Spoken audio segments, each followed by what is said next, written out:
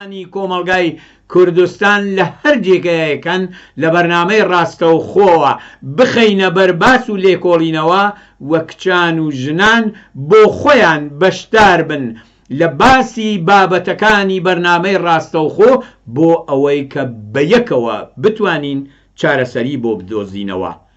جارێکی تر ئاگادارتانەکەم جگە لە ماهوارە بەرنامەی ئەم هەفتەی ڕاستەوخۆ لەسەر تۆڕە کۆمەڵایەتیەکان وەسیعەن بڵاو ئەبێتەوە. ئەو کەسانەی کە دەستڕەسیان بە تۆڕە کۆمەڵایەتیەکان هەیە دەتوانن بەرنامەی ڕاستەوخۆ لەو ڕێگایەوە چاو لێ بکەن و لە باسەکانی بەرنامەی ڕاستەوخۆوە بەشدار بن لەبەر ئەوەی کە لە سەرەتای بەرنامەی ئەم هەفتە ڕامگەیاند کە ئەم تریبونە خەریکە ئەبێ بە تریبونی ئێوە و ئێوەی ئازیز و خۆشەویست بۆ ئاگاداریتان. کۆماری ئیسلامی پێتووڕێیە، عەسەبانیمان کردوون، هەڕەشەمان لێ ئەکەن، قسەمان بۆ ئەنێرن و ئەمە نیشانەی سەرکەوتنی ئێوە و بەرنامەی ڕاستەوخۆیە.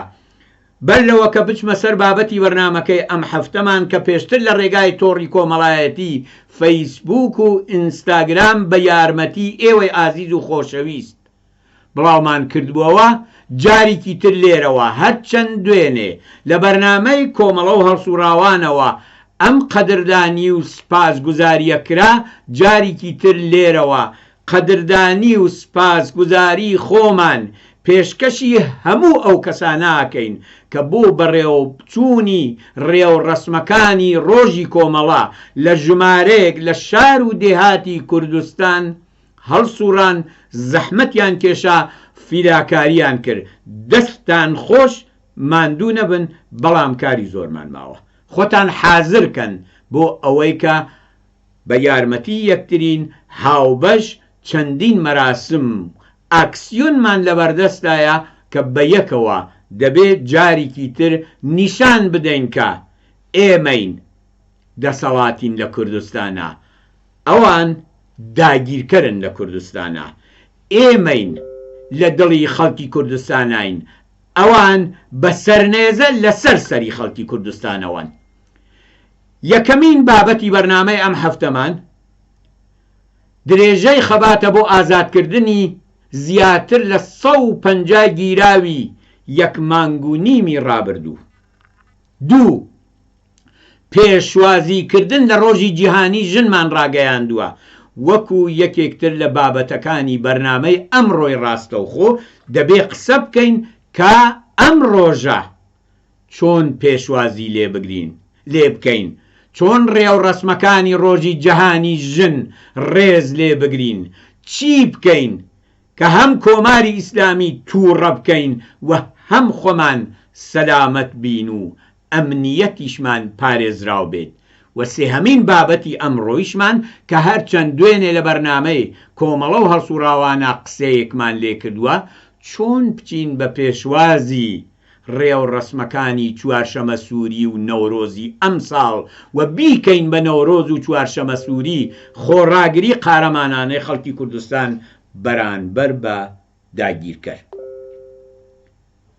ئەو سێ بابەتە بابەتی ئەم ڕۆمانە، بەڵام حەز ئەەکەم پێش ئەوەی کە بچمە ناو ناوەرۆکی بابەتەکان و پەیامەکانی ئێوەی ئازیز و خۆشەویست بۆ باقی بینەران بڵاو بکەمەوە، شتێکتان پێڕابگەینە.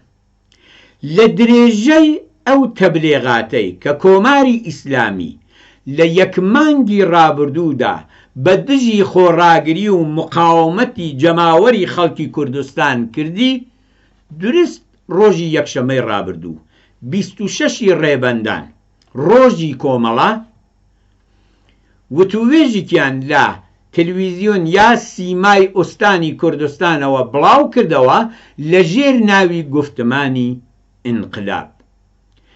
لەو وتوێژەدا کە سێ پاسدار بە ناو حاجی حسێن ڕستگارپەناه، حسێن دەقیقی، ئیسماعیل ئەسفەندیاری و دوو کۆنە بەکرێگیراوی کوردستان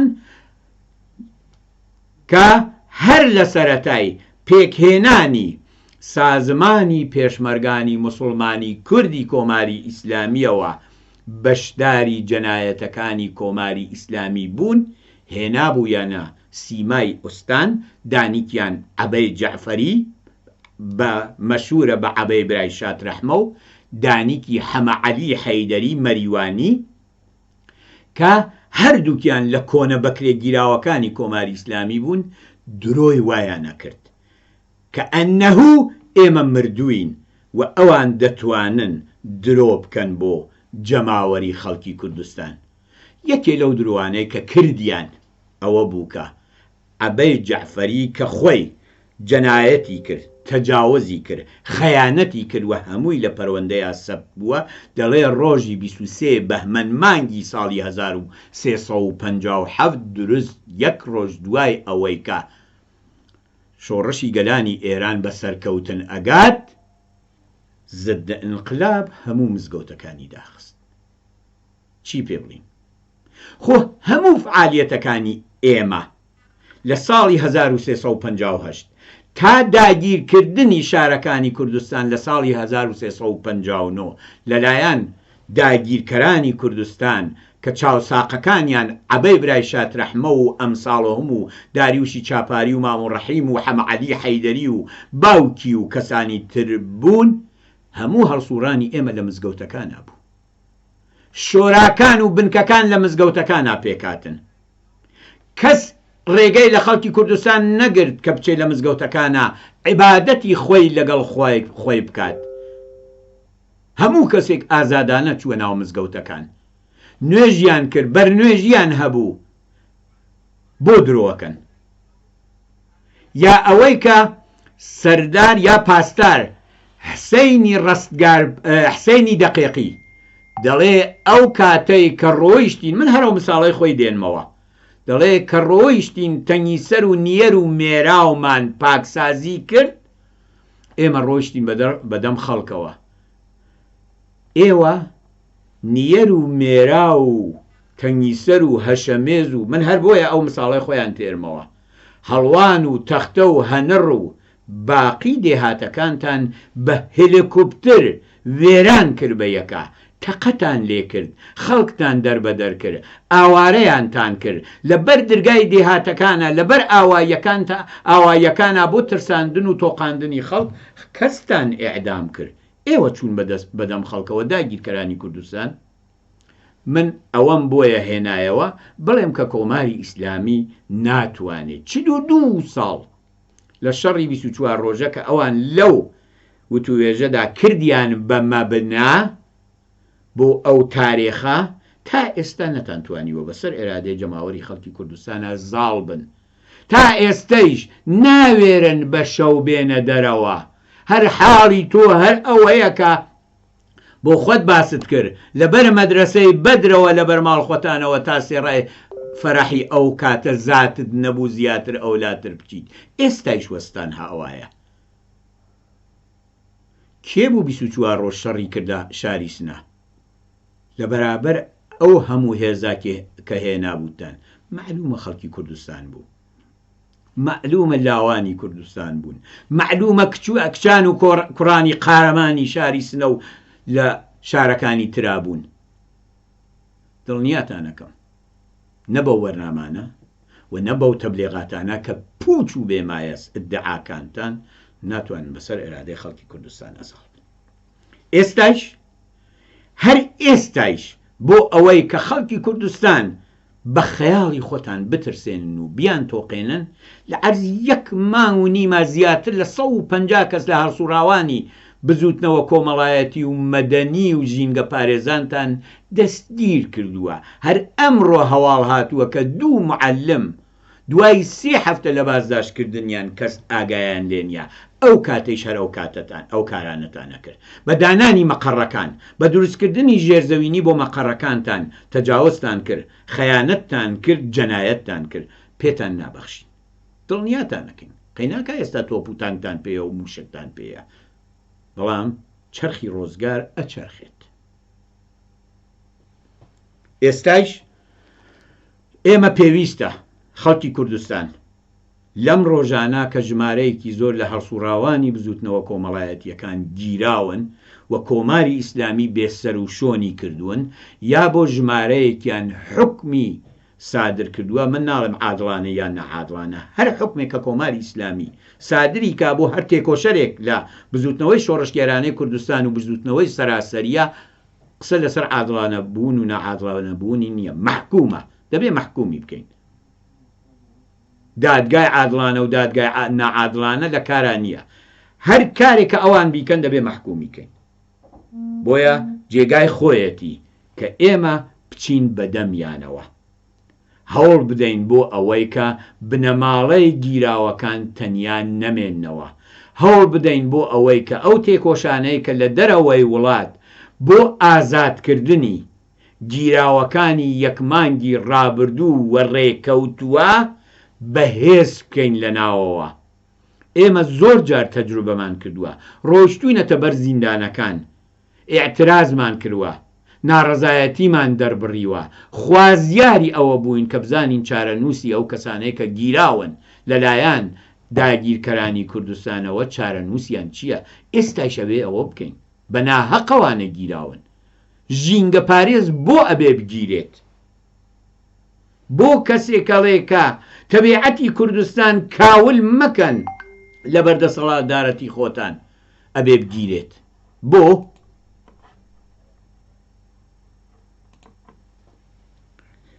بینەرێکی خۆشەویست دوو پەیامی ناردووە.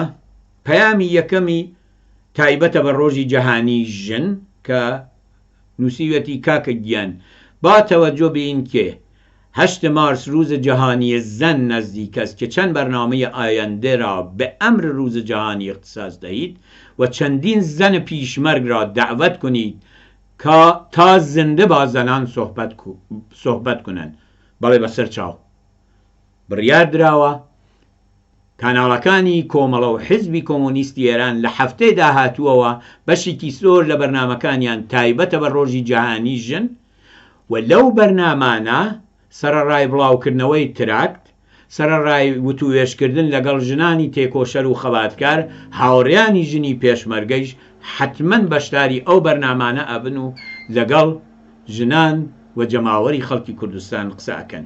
بەرنامەی کۆمەڵە و هەڵسوڕاوان و ڕاستە و خۆیش تایبەتەکەین بە ڕێوڕسمەکانی ڕۆژی جەهانی ژن، بەڵام لەبیری مەبەنەوە کە ئەم ڕۆژ بەشی دووهەمی بابەتەکەمان لەسەر ڕۆژی جەهانی ژنە و ئەبێ پێکەوە لەو کۆبوونەوەی ئەمڕۆمانە لە تریبوونی ئەمڕۆی ڕاستەوخۆ بڵین چیەکەین. هەر ئەو بینەرە خۆشەویستە پەیامێکتری ناردووە. لطفاً قبل از اینکه در مورد دستگیر شدگان صحبت کنید و به مردم فراخوان دهید که اعتراض کنند، چند نفر از افرادی که با قانون جزایی آشنا هستند دعوت کنید تا با خانواده دستگیر شدگان صحبت کنند و به آنها بگویند که از مسئولان امنیتی که آنها را تهدید می کنند وحشت نداشته باشند. وقتی زندانی از اتاق بازجویی بیرون آمد و تحویل زندان گردید، دیگر اداره اطلاعات نمیتواند دخالتی برای آزادی آنها داشته باشد. بنابراین اطلاعات تا زمانی میتواند جلوی آزادی زندانی را بگیرد که هنوز بازجویی او به پایان نرسیده است. من دەڵێم لە وڵاتێکە کە دەوڵەتەکەی، سیستمەکەی، نظامەکەی پایبەندە بە یاسا، ڕەنگە دۆستی ئازیز و خۆشەویست ئەم ئسهار نەزەرەی ئێوە لە جێگای خۆی بێت، حتمەن لە جێگای خۆیشتێتی. بەڵام ئێمە لەگەڵ کۆماری پەت و سێدارە ڕوبەڕووین. ئایا پێت وایە اطلاعات و اطلاعاتی سپای پاسداران کە بەبێ هیچ مجەوزێکی قانونی ئەچنە بەردرگای ماڵ خەڵکەکە بە هەموو ئەو شتانە و کە هەیەە کامپیوتر، گوشی، کتێبەکانیان ئەرفێن و ئەیبەن و ئیجازە نادەن بنە ماڵەکانیان بیان بینن بەو یاسایە پابندن پابند ئەبن بەو یاسایە. من مساڵێکترتان بۆ دێنمەوە دووشت هەیە لەسەر کۆڵبەران لە کوردستانە و بەکارهێنانی یاسای چەک. چەند ساڵە چەندین وەکێڵی باش لەوانە ئاساڵح نیکبەخت عوسمانی مزەیەن و کەسانی تر کار ئەکەن کۆماری ئیسلامی و وەزارەتی کشوەر و معاونەتی ئەمنیەتی وەزارەتی کشوەر حاضر بە قبولی ئەوە بووە کە لە کوردستانە یاسای چەک ڕعایەتکەن. بۆیە من سەرڕای ڕێزم بۆ ئێوەی بەڕێز بەبێ ئەوەی کە خەڵک وەحشەت زەدە بکەین ئەبێ بڵین کە جەماوەری خەڵکی کوردستان نابێ لە کۆماری ئیسلامی بترسن و دەبێ بە خەباتی جەماوەری خۆیان بڕۆن و دژی ئەم ڕەفتارانەی کۆماری ئیسلامی بوەستنەوە. ئەمە وەحشەت زەدەکردنی خەڵک نییە، پەیوەندی بینی ئێمە و کۆماری ئیسلامی و تەنانەت خەڵکی ئێران و کۆماری ئیسلامی ئەتوانم بڵێم لە دەیمانی 96ەوە و ئابانی 98 بە تەواوەتی دابڕاوە، یا ئەوان یا ئێمە، یا یاسای ئێمە یا یاسای ئەوان. لەو بەینا باوەڕ ناکەم شتێک مابێ. درێژەی پێدەین.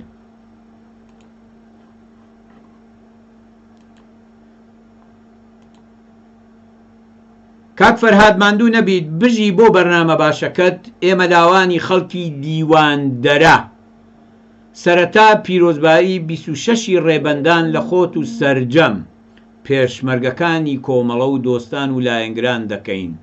هیوادار من پەیامە هین هەفتەی ڕابردوو نەبوو بێت نەوەڵە هین ئیمڕۆیە. هیوای سەربەرزی بۆ سەرجەم ئازادی خوازان دەکەین. کۆماری سێدارەی ئیسلامی ئێران لە ئاخری عمری خۆیەتی و دەست بۆ هەموو کارێ ئەباد بۆ مانەوە لە دەسەڵات لە مستەنەد دروستکردن بۆ ئۆپۆزیسیۆن بگرە هەتا کوشتن و زیندانیکردنی ئازادی خوازان.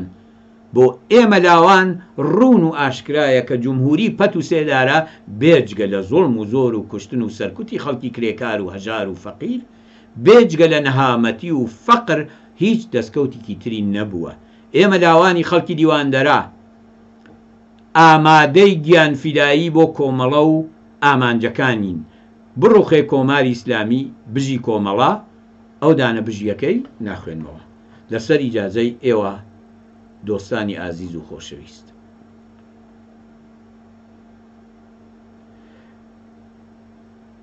پەیامێک لەناوە هاتووە ئەڵێ گرتنی مەقەڕی ئاوایی تەوریوەر بەدەست کچە قارەمانی پێشمەرگەی کۆمەڵە زوبەیرە بوو بۆ بەیان ناکەن.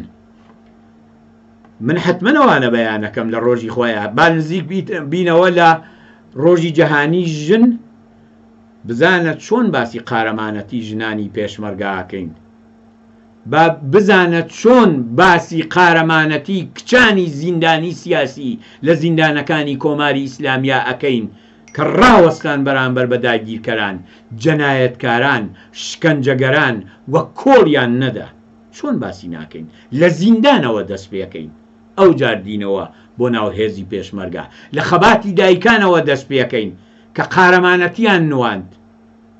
لە خەباتی ژنان لە کوردستانەوە دەست پێەکەین کە کاتێک داگیرکەرانی کوردستان کە لە پێشەوەیانە و عەبەی جەعفەریەکان و ئەمساڵە هەم بوون هاتنە ناو شارەکانی کوردستان برنجیان برد بۆ بەرماڵ خەڵک بۆ فریودانیان بە ئیسلاحی خۆیان، خاکی بەرماڵەکەی خۆیانیان هەڵگرت و خواردیان وتیان ئەوە ئەخۆین بەڵام برنجی ئێوەمان ناوێت.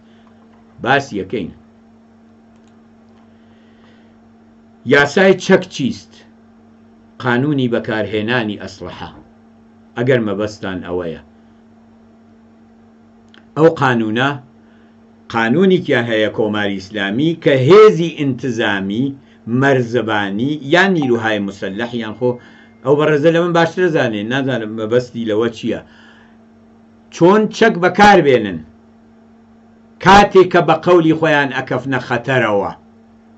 تەنیا جێگەیە کە یاسای چەک تیا بەڕێوە ناچێ ئەڵبەتە هەموو ئێرانە بەڵام لە کوردستان تایبەتی تر ئەو قانونەی خۆشیان بەڕێوە نابن ئیختار نادەن هۆشدار نادەن لە کەمەر بەخوارەوە تەقەن ناکەن بەڵکو لە دڵ و سوورەتی کۆڵبەران ئەدەن کاتێکە کۆڵبەران ئەخەنە کەمینەوە. کۆماری ئیسلامی پاش 40 ساڵ نەیتوانیوە خەڵک بە چۆک دابێنێت و فری و بدات و خۆشەویستی کۆمەڵا لە دڵی خەڵک دەربکات بۆیە دەیهەوێ بە گوشار بۆ سەرکەسانی دڵسۆزی کوردستان داماویەکانی خۆی جوبران کاتەوە. ئەرستان بکەم بینەرانی خۆشەویست، سێ بابەتمان هەیە ئەبێ ئەو سێ بابەتە لەم کاتا کە هەمانە باسی لەسەر بکەین. من ئەوە دەڵێم وەک جەمبەندی بابەتی ئەوەڵمان ئەوە یەکە خەبات بۆ ئازادکردنی زیاتر لە 150 کەسی هەڵسوڕاوی بزوتنەوە کۆمەڵایەتیەکان و مەدەنی و ژینگە پارێزان و هەڵسوڕاوانی بزوتنەوەی کرێکاری و ژنان و موسیقی لە کوردستانە دەبێت لە ئەولەویەتی فعالیەتی ئێمە لەم دەورا بێت. بە چ شکلێک بە چ شێوازێک ئەچین بەهانای بنەماڵەی دەستی کراوەکان و زیندانیەکانەوە با بۆ خۆتان بڕیاری لەسەر بدەن. ئێمە لێرە هیچ نوسخەیەکی تایبەتی ناپێچینەوە هەرچەند ئەبێ هەوڵ بدەین بۆ ئەوەی کە ئەحزابی سیاسی ئۆپۆزیسیۆنی کۆماری ئیسلامی لە کوردستان بە یەکدەنگی بتوانن مانگرتنی گشتی ڕێبخەن و جەماوەری خەڵکی کوردستان هاوڕاهی ئەو مانگرتنە گشتیە بکەن. بەڵام دەبێت چاومان لە هەلوو مەرجەکە بێت، دەبێت راپۆرتمان بەدەست بگاتەوە کە ئایا ئەمە مۆیەسەر و ئیمکان پەزیرە لەم ڕۆژانە ئێمە بیکەین سەرڕای ئەو هەموو هەژاری و فەقیریە و بێدەرەتانیە کە کۆماری ئیسلامی بەسەرمانادای سەپاندووە. ئەوە قسەیەکە کە دەتوانین قسەی لەسەر بکەین، بەڵام ئەو خەباتە نابێ تەعتیل بکرێت. بینەرێکی خۆشەویست لە ناوەوە چەند پەیامێکی ناردووە. چەشم نووسیوەتی تەزەکوریشی داوە، زۆر سپاس. نووسیوەتی بۆ پەیامەکان ناکەیتەوە خەریک. کاک فەرهاد عەزیز، نەوروز یا چهارشنبه سوری مراسم‌هایی است که صرفاً رقص و پایکوبی است. کدام اکت سیاسی را میتوان در سطح جامعه از مراسم‌های نوروزی یا چهارشنبه سوری وجود آورد؟ چرا برای مراسم روز جهانی زن نمیتوان به اندازه انگشتان دست زنان را ببینیم خیابانها را برای مطالبات خود به تسخیر درآورند، اما برای مراسم نوروز هزاران زن با لباسهای زیبا و رنگارنگ صفوف طولانی رقص را شکل میدهند؟ چه ضعفی وجود دارد کاک فرهاد؟ هەر شتێک لە جێگەی خۆی. بۆ نۆرۆز بە لیباسی ڕەنگەوە نێنە دەرەوە ژنان و کچان و پیاوان؟ بۆ کاتێکە زستان تەحوێڵی بەهار و جوانی ئەدەین ژیان دەست پێ ئەکات لیباسی تازە لەبەر نەکەین؟ بۆ خۆمان لە خۆشیەکانی ژیان و ڕێزگرتن لە سنەتە دێرینەکانمان مەحروم کەین؟ ئەوە نەفی ئەوە ناکاتەوە کە ئێمە هەڵسوڕاوانی بزوتنەوەی چەپ و سۆسیالیستی هەوڵ بدەین بۆ ئەوەی کە ژنان لە ڕۆژی 8 مارس ڕۆژی جیهانی ژن بە ژمارەیەکی زۆر بۆ خۆیان بێنە مەیدان بۆ ئەوەی کە ڕێز لەو ڕۆژە بگرن. کۆماری ئیسلامی دژی هەموویەتی، دەبێت بۆ هەردووکی هەوڵ بدەین، هەردووکی، نە یەکدانەی. نبایستی روی مراسم نوروز سرمایه گذاری کرد، چون صرفاً مراسم شادی و شعف می باشد. وانیه سنتی که کونی ایمه مردمه خو ایمه نابی بچسبین بووکا، چون هەڵسوڕاوی بزوتنەوەی کرێکارین، بزوتنەوەی سۆسیالیستین، بەڵام ساڵ نوێ نەکەینەوە، بە دەور یەکا جەمە و نەبینەوە، شایی و خۆشی نەکەین، شایی و خۆشی کەسانی تر بێت، بەڵام ڕنج و مەرارەت و ئێش و ئازار هین ئێمە بێت. بۆ نەتوانین لە ڕۆژی نەورۆز و چوارشەمە سووریا لە دەوریە کۆبینەوە؟ بۆ نەتوانین ساڵی تازە و هاتنی بەهار لە یەکترین پیرۆزبایی بکەین؟ چی ئیرادێکی هەیە ئێمە وەکو مرۆڤ وەکو ئینسان شادی بکەین خۆشی بکەین خۆشەویستی بە یەک نیشان بدەین عشق و خۆشەویستی بە یەکترین ببەخشین ئیرادی ئەو کارە چییە عیبی ئەو کارە چییە پێم بڵێن بینەرانی تریش دەتوانن لە بابەتەکە بەشداریکە دەی ئەوە پەیامەکانتم کردەوە هیوادارم درێژە بە باسەکە بدەی لەگەڵ ما خۆشحاڵە بم بەڕاستی بەڵێ باش لطفاً موضوع را با هم قاطی نکنید مرز با شهرها فرق می کند چرا این دو گزینه را با هم قاطی می کنید من هیچ گزینەیەکم قاتی نەکردگە تۆ خۆت بینەری خۆشەویستێکە لەسەر قانونی ئەسلحە لەگەڵ ما واردی بەحسە بیت دای بنە یا نەزەراتی بەڕێزت بنووسە بەسەر چاو منیش ئەوەندەی کە بەزاعەتی فکریم ئیجازەم پێ ئەدات لەسەر قانونی بەکارهێنانی قانونی ئەسلحە لەگەڵ یەکترین من و ئێوە باقی بینەرانی تر واردی باس و گفتوگو ئەبین وا بیر نەکەنەوە کە هەموو شتێک وەڵامەکەی لای منە نە ئەسڵەن ئەبەدەنەوە نییە زۆربەی وەڵامی زۆربەی پرسیارەکان لای خۆتانە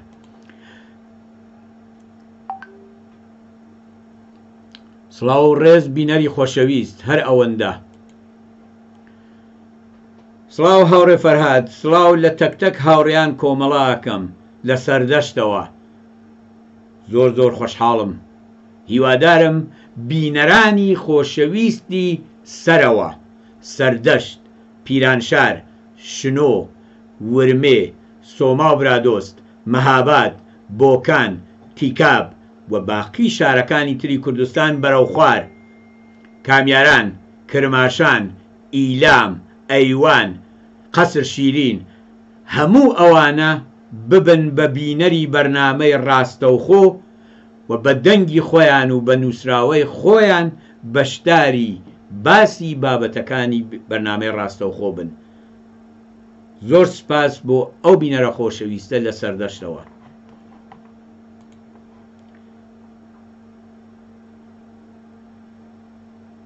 ئەو بینەرێکی خۆشەویست نووسیوەتی تکایە بۆ شور و شەوقی بەرنامە ئەو ئاهەنگەی کاک نەجمەی غوڵامی بڵاو بکەرەوە وابزانم ناردووتە یا ئەی نێریت بۆمان ئەمڕۆ لەگەڵ هاوڕێیانی هاوکارم بڕیارماندا کە گۆرانیکی خۆشتان بە دەنگی خانمێک بۆ بڵاو بکەینەوە ئێستا کە ئەگەر ئەو مەسئلەمان مەسئلەی خەبات بۆ ئازادکردنی گیراوەکانمان پاسدا و چوونە سەر ڕۆژی جەهانی ژن جا لە دڵی ئەو بەرنامە ئەو گۆرانیشتانە بۆ بڵاوەکەینەوە زۆر چاکە لەم دەقیقە و بەولاوە باسەکەمان باسی ڕۆژی جەهانی ژنە جارێکی تر لێرەوە لەلایەن خۆم و هەموو هاوڕێیانی هاوکارمەوە لە تەلەڤیزیۆنی کۆمەڵە و حیزبی کۆمۆنیستی ئێرانەوە لەلایەن هاوڕێیان و هاوسەنگەرمەوە هاتنی ڕۆژی جەهانی ژن لە هەموو ژنانی کرێکار و زەحمەتکێش لە کوردستان لە ئێران لە هەموو جیهان و هەروەها لە هەموو پیاوانی ئازادی خواز و شۆڕشگێر و لە هەموو ئەو پیاوانەی کە حەقی بەرابەر بۆ خۆمان و بۆ ژنان بە ڕەسمیەت ئەناسین و پێ پابەندین و ڕۆژی جەهانی ژن هەمومان بە شاخە گوڵەوە ئەچینەوە بۆ ماڵەوە بۆ لای هاوە شەریکی ژیانەکەمان جارێکی تر هاتنی ڕۆژی جەهانی ژنتان لێ پیرۆزبایی یەکەم جاوەرن با بە یەکەوە قسە بکەین لەسەر ئەوەی کە ئەم ساڵ سەرەڕای تەنگی و چەڵەمەکان و کێشەکانی ژیانمان ڕێو ڕەسمەکانی ڕۆژی جەهانی ژن لە ناوەوەی وڵات چۆن بەڕێوە بین و ژنانی پێشڕە و تێکۆشەر لە شوێنە کرێکاریەکان لە گەڕەکە حاشیە نشینەکان ژنانی قاڵی باف ژنانی سەرپەرستی بنەماڵە ژنانی ئازادی خواز و شۆڕشگێر چۆن بەشداری ئەکەن لە ڕێکخستن و بەشداریکردنی ڕێوڕەسمەکانی ڕۆژی جەهانی ژنە بابەت ئەوەیە فەرمونون لە ناوەوە بەتایبەت بڵێن ئێمە تەبعەن تا ئەو جێگەی کە بە بەرنامەکانی تلویزیۆنی کۆمەڵە و حیزبی کۆمۆنیستی ئێران هەڵەگەڕێتەوە تەدارکمان دیوە قسەمان لێ کردووە بەرنامەی تایبەتمان بەو بۆنەوە هەم لە بەرنامە سابتەکانی تلویزیۆنەوە ئەبێت و هەم بەرنامەی تایبەتیشی پێ اختصاد دەدەین و ڕۆژی جیهانی ژنیش دڵنیاتانەکەین کە بەرنامەی تایبەتمان بەو ڕۆژە ئەبێت.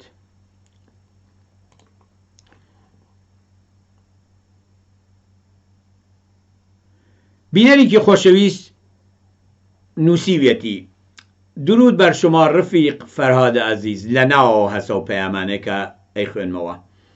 برگزاری مراسمات روز کۆمەڵە در بەهمن ماه امسال با این شور و شوق و گستردگی چند فاکتور مهم را به ما نشان می‌دهد. از جمله: 1. جواب دندان شکنی به جمهوری اسلامی و تهیه کنندگان سریال ها و مستندات و برنامه‌های تلویزیونی علیه کۆمەڵە، جریانات سیاسی و جنبش انقلابی کردستان بود. 2. میزان نفوذ و اعتبار توده‌ای کۆمەڵە را به همگان نشان داد. تنفر و عصبیت مردم از جمهوری جنایت، بی‌ارزشی، بی‌اعتباری، دروغ پردازی و ناتوانی حاکمیت در کردستان را به وضوح نمایان کرد. مراسم ها و اکسیون های 8 مارس روز جهانی زن را در این شرایط کرونایی چگونه باید با شکوه و با حضور پرشور زنان و مردان ستم دیده و برابری طلب برگزار نمود. فرمون ایوش اظهار نظر بکن. به نظر من صالح ترین مرجع و کسان بو اوی که بتوانن بڵێن ئەو ساڵ چیمان پێکرێت زۆرتر ئەو کەسانن کە لە ناوەوەن. ڕۆژی جەهانی ژن ڕۆژی هیچ حزبێکی سیاسی نییە، ڕۆژی جەهانی ژنە. ئەی بۆ کۆماری ئیسلامی ڕۆژی لەدایکبوونی فاتمەی زەهرای کردووە بە ڕۆژی جەهانی ژن و ڕێ و ڕەسمەگرێت. کاکە ئێمەوەمان قبوڵ نییە. ئێمە ڕۆژی 8 مارس ڕۆژی خەبات سەرکەوتنی خەباتی ژنانمان لە هەموو جیهانە پێ ڕۆژی جیهانی ژنە. حەقمان هەیە ڕێ و ڕەسم بگرینیانە. بۆ کۆماری ئیسلامی حەقی هەیە ئێمە نیمانە چۆن سەرنێزەی پێیە، چۆن تۆپ و تانکی پێیە لێمان گەڕن، وازمان لێ بێرن کە ئەو ڕۆژە ڕێ و ڕەسم بگرین. بزانێ کۆماری ئیسلامی چەندین دە هەزار کەس ژن تێتە سەر شەقامەکان و ڕێ و ڕەسمی ڕۆژی جیهانی ژن ڕێز لێگرێت. دوست عزیز، مردم به برنامه‌های شما گوش می‌دهند و این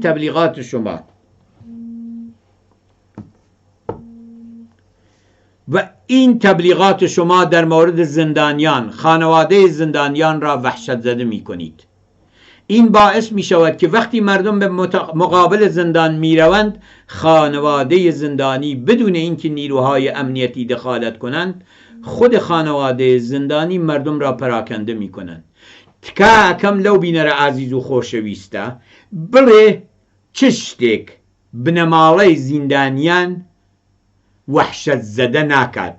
خەبات بۆ ئازادکردنی زیندانیانی سیاسی لە کوردستانە کە مێژوویەکی دوور و درێژی هەیە و توانیوێتی سەرکەوتن بەدەست بێنێت، ئەوە کوێنەی بنەماڵەی زیندانیانی سیاسی وەحشەت زەدەکات. مافی بنەماڵەی زیندانی سیاسی نییە بڕواتە بەردرگای زیندانەکان و دەستگاهای ئەمنیەتی پێیان بڵێ ئەرێ ڕۆڵەکەم لەکوێیە، ئازادیکەن، بۆ گیراوە، ئیجازەی پێ بدەن تازە بە قسەی بەڕێزت حەقی وەکیل مدافعی هەبێت. کوێنێەوە وەحشەتت ڕەهنموود هیچیش وەحشەت زەدە نییە. زۆر سپاس، بەڵام ئێوە بفەرمون بەسەر چاو من بۆتان بڵاوەکەمەوە. کاک فرهاد، شما در هفته گذشته از مردم خواستید که به مهمانی نروند تا از کرونا به دور باشید. حالا چگونه است برای تبلیغ مراسم نوروز از مردم میخواهید جمع شوند؟ به نظر شما کرونا تمامه دهها یا باور کسی مخالف شادی مردم نیست. من هێشتا نەموتووە چۆنی ڕێز لێ بگرین. باسەکەی من و بەڕێزت ئەوەیەکە باسەکەی من و بەڕێزت ئەوەیە بەڕێزت ئەڵی فقط شادیە منیشەڵم حەقی شادی لە خەڵک نەستێنینەوە حەقی خۆشەویستی لە مردم نەسێنینەوە بەڵام نەموتووە بڕۆن مەسەڵەنێژم لە مەیدانێکی زۆر گەورە بە دەیان هەزار نەفەر وەکو چەند ساڵ لەمەوبەر کۆبنەوە ڕێو ڕەسم بگرن هێشتا قسەمان لە ناوەڕۆکی ئەوەی کە چۆن ئەمساڵ سەرەڕای تەنگی و چەڵەمەکان ئەوەم باس کرد کۆڕۆنا هەژاری فەقیری سەرنێزەی کۆماری ئیسلامی ئەم ساڵ ئەم شادیە و ئەم سونەتەی کە بە هەزاران ساڵە ڕێزی لێ ئەگرین چۆن ڕێز لێ بگرین دەڕاوەستین دەی بەڕێزت خۆشت لە خوارەوە نووسیوتە هیچ کەس مخالف شادیە مردم نیست زۆر سپاس کەوابێ تەوافقمان هەیە دەلێگەڕین با ئەو خەڵکە شادی بکەن با بە 42 ساڵە بزانە ئەم جمهوری ئیسلامیە هەر ئێمە لە قەبرستانەکان نزیکە کاتەوە قەبرستانەکانی ئێرانی تەواو ئاوەدان کردووەتەوە دەیلێگەڕ با ئەو خەڵکە بێنە سەر شەقام بڕۆنە سەر کێوەکان بڕۆنە سەر جادەکان من ئەڵێم با تەوەجۆ بە هەلومەرج شایی بکەن با کچ و کوردەستی یەک بگرن هەڵپەڕن بۆ نێکەن ئەبێ هەر شیوەن بکەین ئەبێ هەر ئیعدامیمان بۆ بنێرنەوە کۆماری ئیسلامی دایکەکان بن بە ناو سینەی خۆیانە لەبەر خاتر ڕۆڵە گیان لە دەستەکانیان ئەبێ هەر ئەوە بەشمان بێت نە دەبێت شادی و خۆشەویستی بەشمان بێت حەقی ئێمە ئینسانەکان ئەوەیە دەبێ بۆەوە تێبکۆشین دەبێ کەرامەتی ئینسان بپارێزین و دیفاع بکەین لە حەقی سەرەتایی ئینسانەکان نان کار ئازادی شایی و خۆشی و عشق وە خۆشەویستی پەرەی پێ بدەین بە چ شێوەیەک لێگەڕەبا خۆیان بڕیار بدەن بینەرێکی خۆشەویست بە پەرچەمێکی سوورەوە پەیامێکی بەدەنگ ناردووە بۆ بڵاوبوونەوەز وابزانم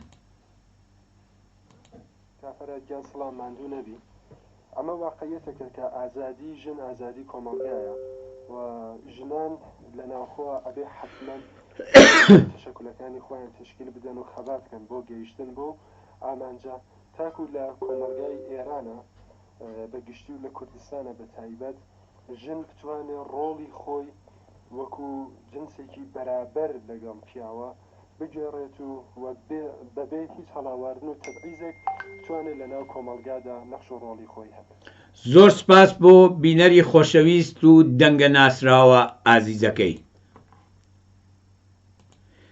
سەلام کاک فەرهاد پیرۆزبایی ڕۆژی ژن دەکەم لە سنەی سەربەرزەوە دڵنیا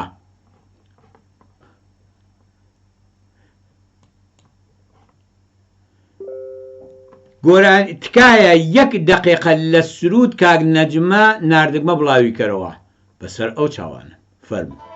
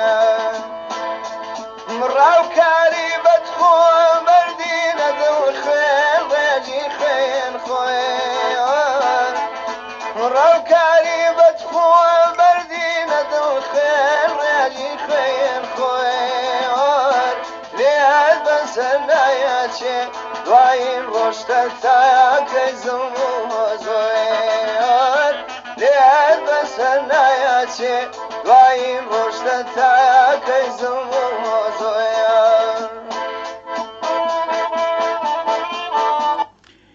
1 دقیقه و 33 سانیەشمان بۆت بڵاو کردەوە بە خۆشەویستی خۆتی بینەر و دەنگە خۆشەکەی کات نەجمەی غوڵامیش هەر بژیت. هاوڕێ فەرهاد بە بڕوام بۆ شاخ بۆ ناردنی 1 کورتەنامەی ئینترنێت لە شوێنەکانمان نایکا. خۆم بە شەرمەندە ئەزانم کە ناتوانم لە بەرنامەکەتا بەشداری بکەم وەکو هەوادارێکی کۆمەڵە. بۆ شەرمەندەی خۆشەویست. زۆر سپاس بۆ هەستت. زۆر سپاس بۆ هەستت. هەر بژیت. پەیامەکان زۆر زۆرن، هەر زۆر زۆر. ئومیدوارم فریایان بکەفین. رفیق فەرهاد دەرابطە با مەسەلەی دەستگیری فعالین عرصه‌های گوناگون اجتماعی و زیست محیطی و لازم به ذکر است قبل از هر اقدامی باید خانواده دستگیر شدگان کمیته دفاع برای این فعالین تشکیل دهند و پیش قدم شوند تا فعالین و توده های مردم هم با ایجاد حاشیه امن گسترده و مؤثر در کنار آنان قرار گیرند. زۆر سپاس بۆ ڕاهنماییەکەتان. پەیامێکتر هەموو ئەو پەیامانە لەناوە هاتووە. نەوروز و چهارشەمبە سووری مراسمهایی است که مردم برای رقص و پایکوبی گرد هم می آیند. آیا می توان گفت که چگونه در این روز با اهداف جمهوری اسلامی مقابله کرد؟ در این روزها چه اکت سیاسی را دنبال کرد؟ چون جمهوری اسلامی خود این مراسمات را برگزار می کند. وقتی 8 مارس روز جهانی زن در راه است باید به این حکومت نگریز نشان دهیم که هیچ گونه رسمیت و مشروعیت ندارد، چون در تقویم‌هایش که در دست مردم قرار می‌گیرد روز زن را در سال روز تولد فاطمه زهرا درج کرده است که این سخن سیاست خود را به شیوهی نرم در میان مردم ترویج می‌دهد. مردم باید در روز 8 مارس نشان دهند که جمهوری اسلامی و برنامه‌هایش سوخته و بیکفایت هستند. درست لنوروزی شهر و اتوانیم بکەین. نابێ بێڵین فەرهەنگ نییە. یاسای کۆنەپەرستانەی کۆماری ئیسلامی لە نەورۆزە بەسەر یاسای سربەخۆی ئێمە زاڵ بێت. نابێ بێڵین، نابێ خەڵک بڕۆن بۆ ئستادیۆمی 22 گوڵان لە شاری سنا کە دەوڵەت و دەوڵەتیەکان بەڕێوە بن. دەبێت سربەخۆ ئەو ڕێوڕەسمانە بەڕێوە بین و بەو شکلە بە کۆماری ئیسلامی و بەناو فەرهەنگەکەی بەناو سونەتەکەی بڵین نا. ئەو نەورۆزە لەگەڵ ئەم نەورۆزە کە مخاومەتی تایە تەفاوەتی هەیە.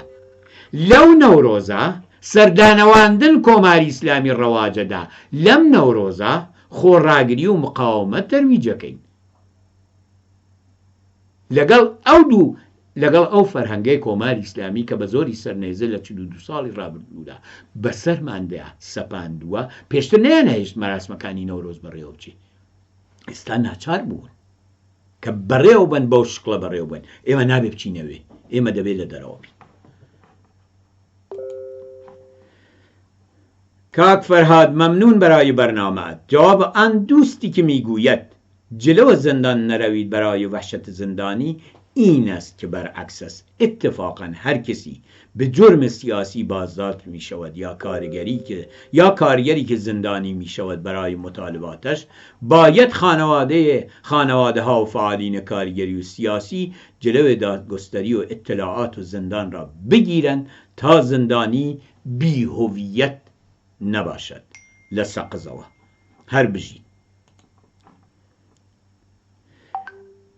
سلام و درود بر شما رفیق فرهاد عزیز. من به نوبه خود 8 مارس روز جهانی زن را به تمامی زنان تبریک میگم با امید رهایی زنان از این جامعه مرسالارانه.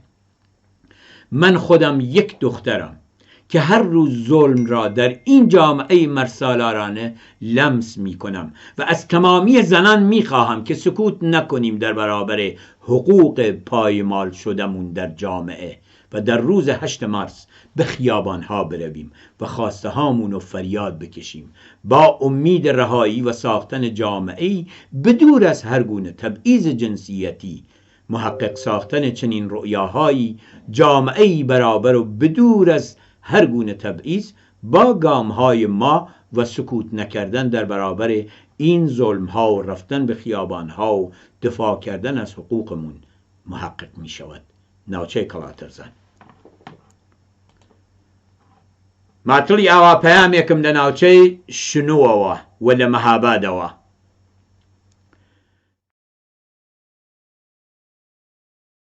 مارس روز جهانی زن را به تمامی زنان زحمتکش و ستم دیده این سرزمین تبریک میگویم. 8 مارس روز جهانی زنان ستم دیده ایران است که در فقر و بندگی به سر میبرند. 8 مارس روز جهانی آن زن پیشمرگ کومله است که در سنگر مقاومت شجاعانه در برابر جلادان جمهوری اسلامی ایستادگی کرد و در برابرشان سرخم نکرد. پیروز بێت 8 مارس ڕۆژی جیهانی ژن لە سەقزەوە. هەر بژیت زۆر زۆر سپاس.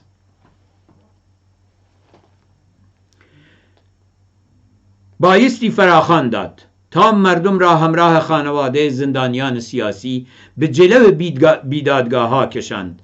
از کومله و شما عزیزان میخواهم از هشتگ هایی که در دنیای مجازی منتشر میشوند حمایت نکنید. باید فراخوان داد. باید خانواده های زندانی را مجاب کنیم نسبت به این بازداشت ها اعتراض کنند. اوان معترضن. اعتراضەکەیان دەبێت سازمان بدەین، دەبێت ڕێکی بخەن. من باوکێک بم، ڕۆڵەکەم گیرا بێت، بەدەست دەسەڵاتێکی داگیر کرد. چۆن معترض نیم؟ معترضم، تووڕەم، عەسەبانیم، شێت ئەبم بەسەر بەشۆن ڕۆڵەکەما کە لە سیاچاڵەکانی کۆماری ئیسلامیا گیری خواردووە. دایک هەروایە، براو خوشک هەروانە. دەبێ ئەم تووڕەی و ئێعتراز و ناڕەزایەتیە بە شێوەیەکی جەماوەری ڕێک بخەین تا بتوانین کۆماری ئیسلامی وادار بکەین بەوەی کە دەست لەم جەنایەتگەریە لە کوردستان هەڵبگرێت.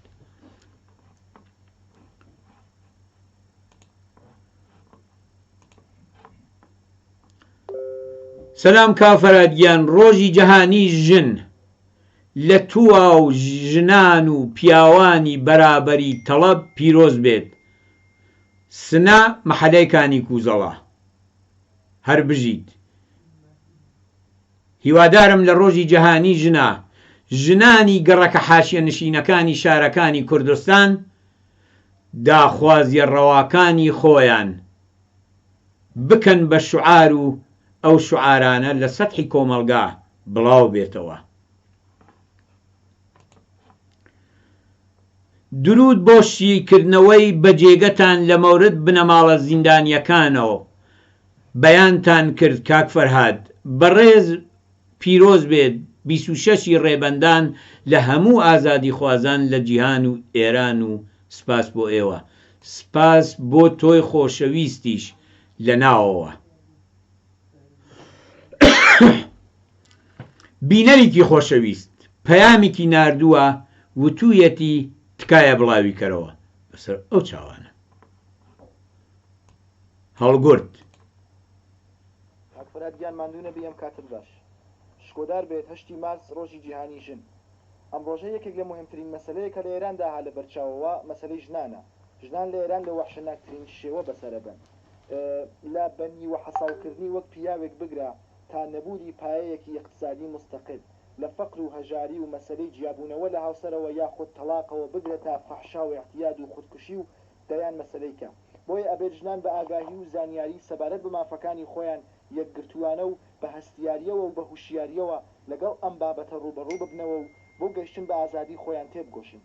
کۆماری ئیسلامی بە درێژایی مێژووی خۆی سەلماندی کە بۆ مانەوەی ئەو دەسەڵاتە نگریسەی خۆی حاضرە دەست بە هەر چەشنەکارێکەوە بدات. ئیدی مەسئلەی ژنان مەسئلەیەکی زۆر تەبیعیە کا لە تەرەف ڕژیمێکی کۆنەپەرست و تاریکپەرستی وەک جمهوری ئیسلامیەوە پێیان تەحمیل بکرێت. بەحث زۆرە لەسەر ماهیەتی کۆنەپەرستانە و تاریکپەرستانی ئەو ڕژێمە نگریسە. وە خۆشحاڵم ئەمڕۆکە هەموو تاکەکان لە ئێران ئەوەیان بۆ دەرکەفکە کە ماهیەتێکی ضد ئینسانی هەیە و هەروەها داوام لە خەڵکی شۆڕشکێر و زەحمەتکێشی ئێران بەگشتی و بە تایبەتی کوردستان و هەروەها ژنانە کە لە ئەم ڕۆژەدا لە ڕۆژی هەشتی مارسدا و لە ڕۆژەکانی کەدا بتوانن بۆ خۆیان وەرنە سەر شەقامەکان و مافەکانی خۆیان دەستەبەر بکەن. زۆر سپاس، دەستان خۆش بێ بۆ بەرنامەکە. زۆر سپاس بۆ هەڵگوردی خۆشەویستیش. پەیامەکەت گەیشت. بینەرانی خۆشەویست ئەگەر بیانەوێ بە دەنگی خۆیان بە کورد پەیام بنێرن و بیانەوێت لە ژێر پەیامەکانیان بنووسن بۆ بڵاوبوونەوە کورتی کەمتر لە 1 دقیقە حتمما بۆیان بڵاوەکەینەوە. بینەرێکی خۆشەویست لە گوشیەکەی من خۆمەوە زەنگیدا کورد کەمتر لە 1 دقیقە.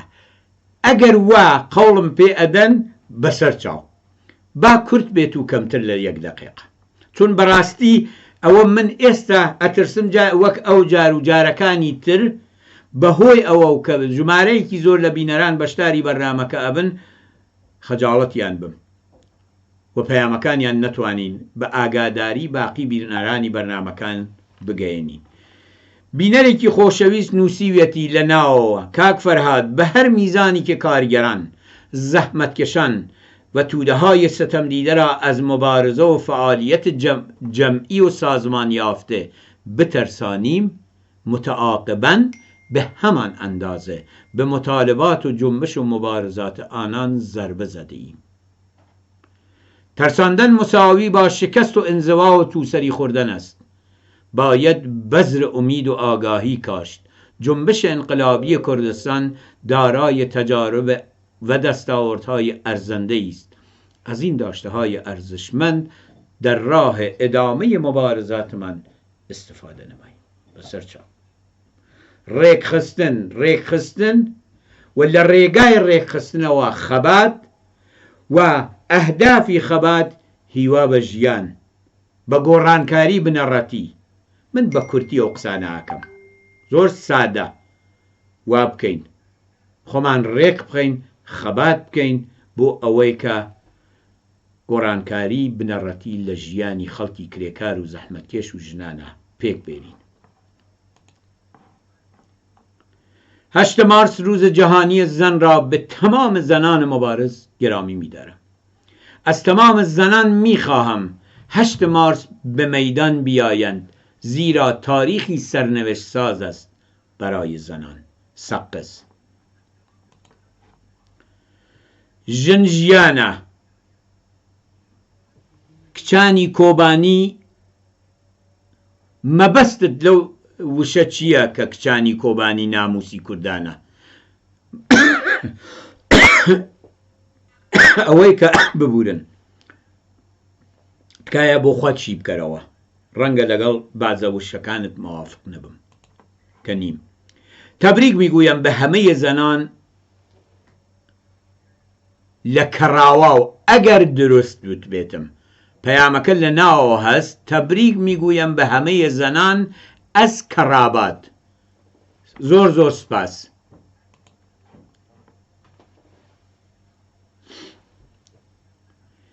بینەرێکی خۆشەویست گەڕاوەتەوە بۆ 26 ڕێبەندان و نووسیویەتی سڵاو و درود بەر 26 ڕێبەندان کومیتەی بابۆسی بانە. زۆر زۆر سپاس، هەر بژین. سڵاو و ڕێز هاوڕێ فەرهادی بەڕێز، من برعکس ئەو بینەندەی کە خواهان رسانه‌ای شدن اخبارات و اتفاقات کردستان مبارزه برای زندانیان نیست.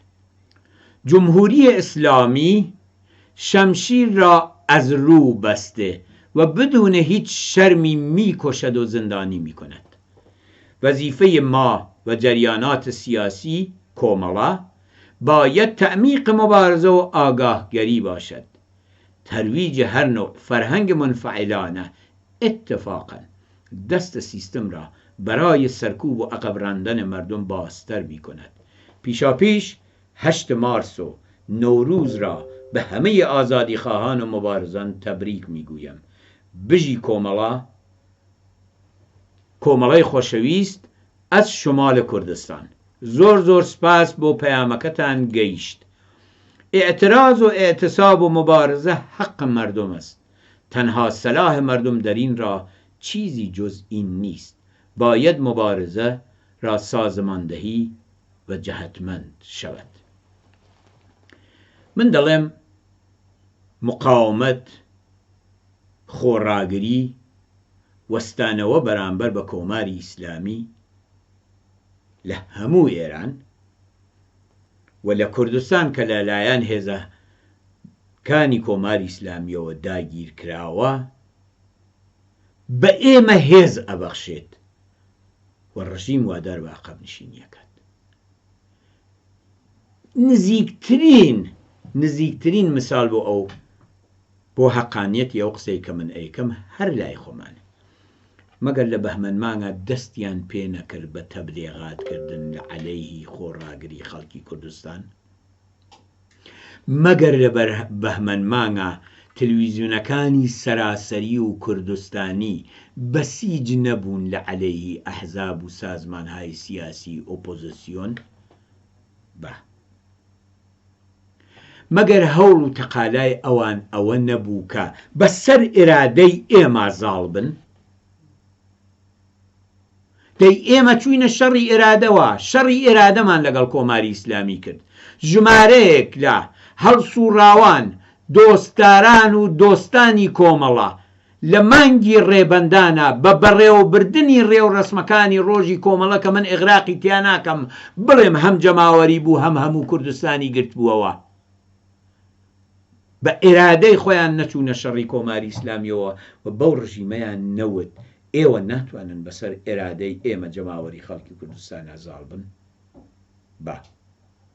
توانیمە ئێمە لە ڕۆژی 8 مارسی شاتوانینەوە کارە بکەین بە ڕعایەتی بۆ نیاکردنی ئەو بەڕێزەی کە لە ناوە مرەتەب بە من تەزەکوریدا لەسەر کۆڕۆنا، بە ڕعایەتی هەموو پڕۆتۆکۆڵهای بێهداشتی، ئیقداماتی لازم و پێشگیرانە بۆ بەرگریکردن لەوەی کە یەک دانە بەشەریش ئینسانیش لەو ڕۆژە تووشی نەخۆشین بێ، پێویستە کە ئێمە لە ڕۆژی جەهانی ژنە شعاری بەرابەری ژن و پیاو لە کۆمەڵگای لە کوردستانە هەڵ بکەین و بە کۆماری ئیسلامی بڵین کە داگیر کرد، تۆ ناتوانیت بەرابەری ژن و پیاو هەتایە لەم کۆمەڵگایە نەقس بکەیت، پێشێلی بکەیت، ژن ستیزی بکەیت، ئەمرم بە معروف و نەهی ئەز مونکرت،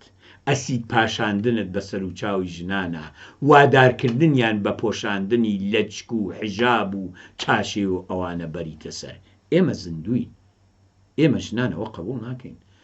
42 ساڵە بەرامبەر بە قوانینی شەریعەتی تۆ و قوانینی دەسەڵاتی تۆ خەریکی مقاومەت و خۆڕاگریەکەین، درێژە بۆ مقاومەت و خۆڕاگریە دەین. درێژەی پێ ئەدەین.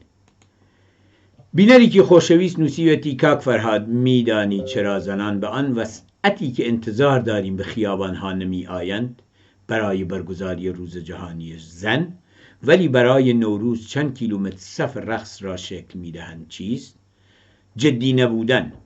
کسانی می آیند و می گویند مراسم نوروز مراسمی سیاسی است، چون آسان است و هزینه‌ای ندارد. چون مبارزه هزینه دارد، مبارزه جدی هزینه دارد. طبیعیه که مبارزه هزینه دارد، بەڵام قسەکەی ئێمە ئەوەیە ناکرێ هەموو ئەو ڕێو ڕەسمانە بە کەمترین هەزینەوە ئێمە بەڕێوە بووین. دەتوانین جۆرێک لە جۆرەکان بکەین کە مەراسمەکانی ڕۆژی جەهانی ژنیش کەم هەزینە بێ. خۆی مبارزە بۆ ئەوە ناکەین تەڵەفات بدەین، هەزینەی زۆر بدەین. اتفاقا ئەمانەوێ مبارزە بکەین، دەستکەوت بەدەست بێرین، سەرکەوتن لە دوای سەرکەوتن بە قازانجی خۆمان تۆمار بکەین، کەمترین تەڵەفاتیش بدەین. دەتوانێت هەم ڕۆژی جەهانی ژن بەشداری تیا جدی بێ بە کەم هەزینەی کەمترەوە، و هەم دەتوانێت ڕێو ڕەسمەکانی نەورۆزیش بە کەمترین هەزینەوە بەڕێوە بچێت. ئەو بەڕێزە خۆشەویستەی کە نووسی بووی ژنجیانە و کچانی کۆبانی ناموسی کوردانە ئەمەی نووسیوە. کاک فەرهاد لەبیرتان نایەت کچانی کۆبانی داعەشیان تێکشکان؟ ئەوانە شەرەف و شانازی گەلی کورد بوون، ئەوان ژن بوون. لەبیرم تێ، چۆنم لەبیر نایەت. کچانی کۆبانی حەماسەیان خوڵقان لە شەڕی کۆبانی بەرانبەر بە داعەش و داعەشیەکان کە لە پشتسەریانەوە بوون. چۆنم لەبیر نایە فەرماندە ئارین مێرکان کە خۆی تەقاندەوە و نەیهێشت داعەشیەکان تەپەی مشتە نور مسەلەت بەسەر شاری کۆبانیا داگیرکەن. چۆنم لەبیر نایێت. بەڵام ئەوان شانازی تەنا خەڵکی کوردستان نەبوون، شانازی هەموو ئازادی خوازان لە جیهانا بوون. کچانی کۆبانی بە خوڵقاندنی ئەو هەموو حەماسە بە جیهانیان نیشاندا کە لە گۆشەیەکی ئەم دنیاە حەماسە سازانێک هەن کە ناویان کچ و ژنە کە لە هەموو جیهانیشا دەتوانن وجودیان بێت. ئەوان شانازی هەموو ئازادی خوازانی جیهانن. ڕاستە کورد بوون، لە کۆبانی بوون، بەڵام ئفتخار و شانازی هەموو مرۆڤایەتی. داعش بەو هەموو سرعەتەوە کە ڕۆیشت بوو لە کۆبانی متەوەقف کرا و ژنان تیا قارەمانەتیان من بە چاوی خۆم دیم. زۆر سپاس. پیشاپیش ڕووز زەن بە ڕەزمەندەگانە کۆمەڵە مبارەک بە جەمیەت جوانانە بانە. زۆر زۆر سپاس بۆ ئێوە لاوانی تێکۆشەر و خۆشەویستی شاری بانەی ئازیز.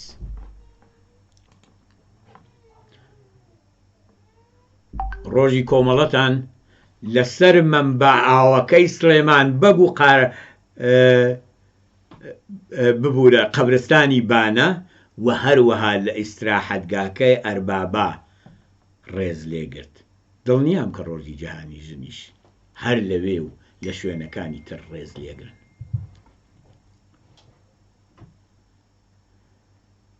نەباید بە کەسی ئیجازە داد بەرگوزاری مەراسم نەوروز را بە عنوان مبارزە بە جامعە بفروشیم. منزورت منە؟ هاوڕیانی هاوکار مەڵێن 4 دقیقەت ماوە. هەر لێرەوە لە جواب بە ئەو بەڕێزە ئەگەر منزوری منە، من داوا ئەکەم لە خەڵکی کوردستان ڕێو ڕەسمەکانی ڕۆژی نەورۆز بە ڕعایەتی هەموو پرۆتۆکۆڵهای بێداشتیەوە ڕێز لێ بگرن. ئێمە وەکو کۆمەڵە خۆمان بە خاوەنی ئەو ڕێو ڕەسمانە ئەزانین، تەبدیلی بکەین بە سەنگەری مقاومەت بەرامبەر بە کۆماری ئیسلامی. نایفرۆشین، ئەیکەین بە سەنگەر، دەنا دیگەران ئەیکەن بە سەنگەرکەلتر. ئەوە دڵنیا بە. فعال اجتماعی را میشناسیم که برای به کمک به یک زندانی سیاسی ماهی مبلغ یک پرس غذا کمک کند و نمی کند، اما حاضر است هزینه کند برای مراسم رقص و پایکوبی نوروز. این به چه معناست؟ بینەری خۆشەویست، هەردووکی پێویستە.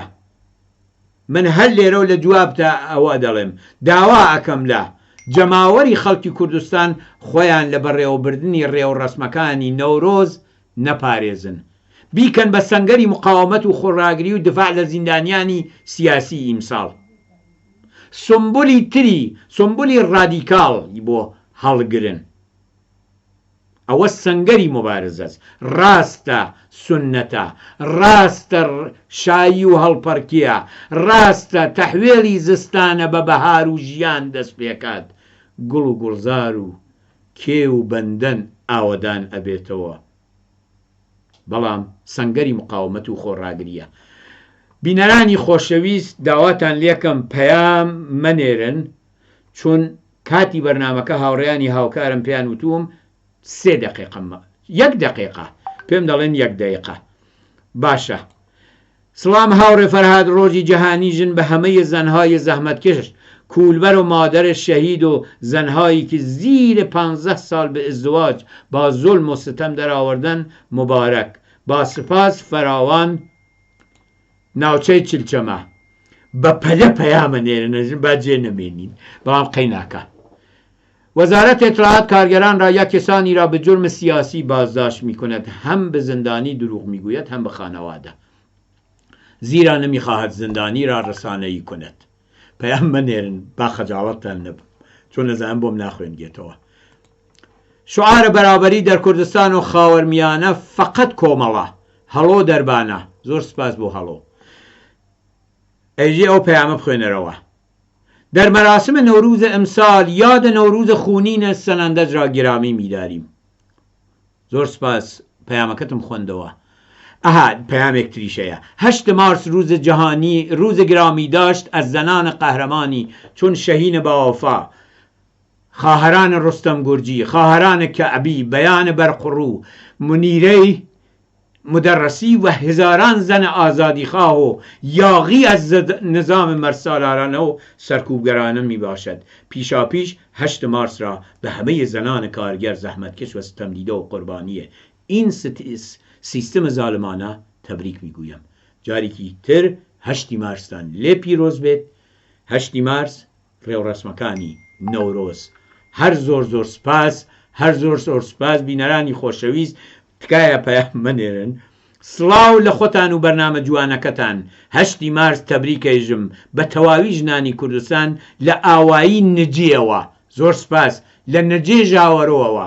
هەر بژیت بەرنامەکەمان کۆتایی پێهات. زۆر سپاس بۆ بەشداری گەرم و گورتان لە بەرنامەی ڕاستەوخۆ. تا جمعەی ئایەندە و دیداری تازەمان هەر بژین. ئازیز و خۆشەویستن.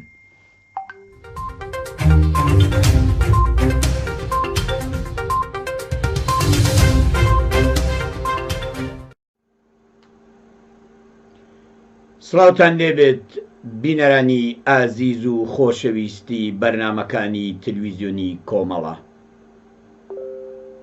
سڵاوتان لێبێت بینەرانی خۆشەویستی بەرنامەی ڕاستەوخۆ.